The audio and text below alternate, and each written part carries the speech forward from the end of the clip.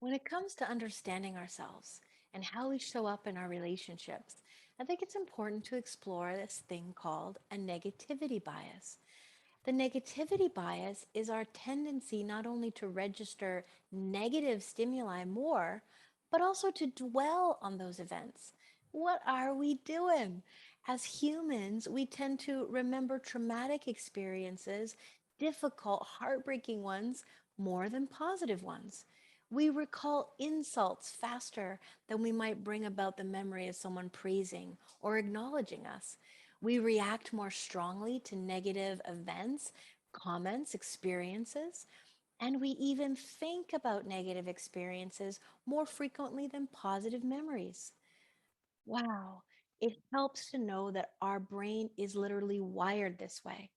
The amygdala, the emotional center of our brain, two-thirds of the time, the amygdala is scanning for threats.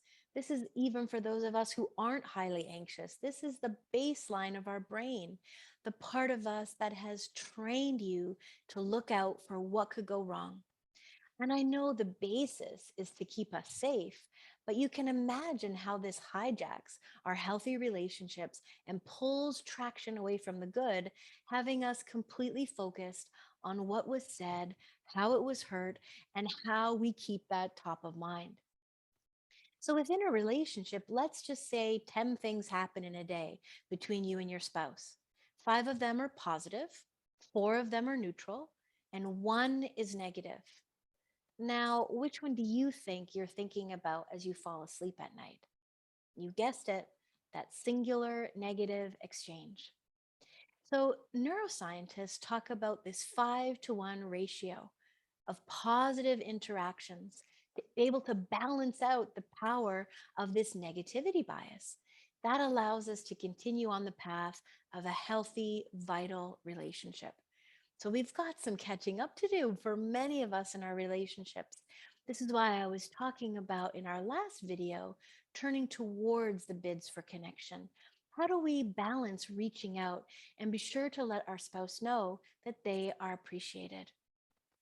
We want to start to bring in some of what we've learned from neuroplasticity, the practice of stripping away the negative.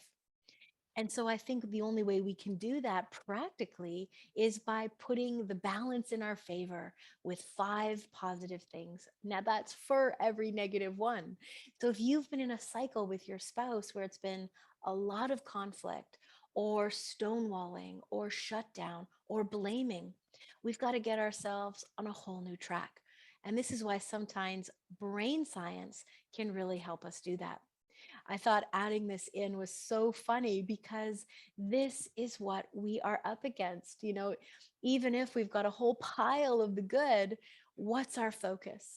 Things are definitely not good today. Things are definitely not good in this relationship. Well, let's look at some of the things we can do for ourselves to strip away the negative. If we're primed to look at everything as what could go wrong or remember the bad things more than the good, what can we do individually to change that set point so that when we connect with our partner, we're coming from a different place?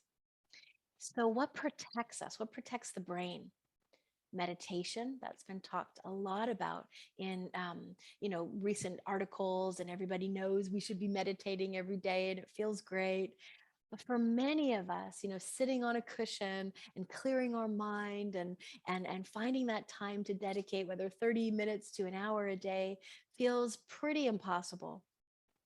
So I have really read a lot of Rick Hanson's work, this amazing neuroscientist who's written many books. One of them I recently finished, Hardwiring for Happiness. It's a great read. And the idea being, maybe we can only set aside a minute or two. I like how he takes it in baby steps. He keeps it super practical. And so I've been able to add in more times for meditation more frequently because I don't have this expectation that I'll be able to sit quietly for even 30 minutes. My life is full with children and my practice, and I'm sure you have a busy life too. Let's just do what we can do and do it a little more often. Rick Hansen talks a lot about mindfulness walks.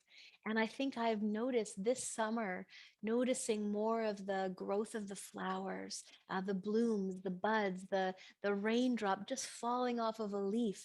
These are the kind of things he's encouraging that you slow down and notice. The beautiful things we can just find sometimes on a little walk around our community or right within our own backyard.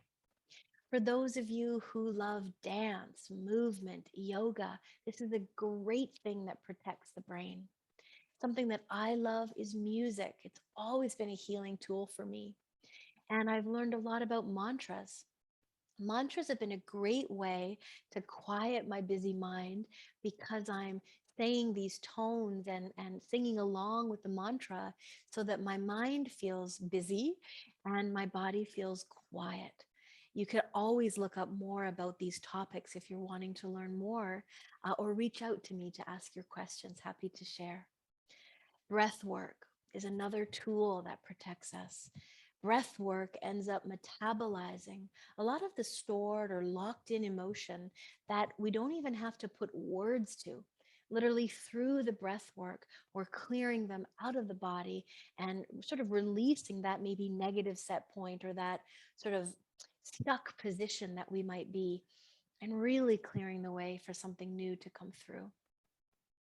Nurturing environments, and this includes healthy relationships. We know through research how much healthy relationships protect us in our health, our well being, and our mindset. So, this is why it's so important. And this is why you're here. So, good for you, looking for a way to cultivate more acceptance, more love. This creates new neural networks. And so, if we feel like we're not quite there yet in our relationship, start right at home. Start within yourself. And that's a great practice to be able to expand. Gratitude, noticing what you're grateful for. This engages the prefrontal cortex. This protects and sort of puts at bay that negativity bias. What are you most grateful for? Even if it's a little thing.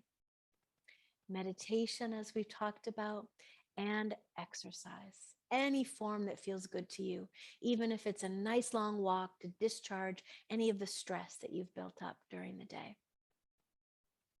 These are the things that protect us.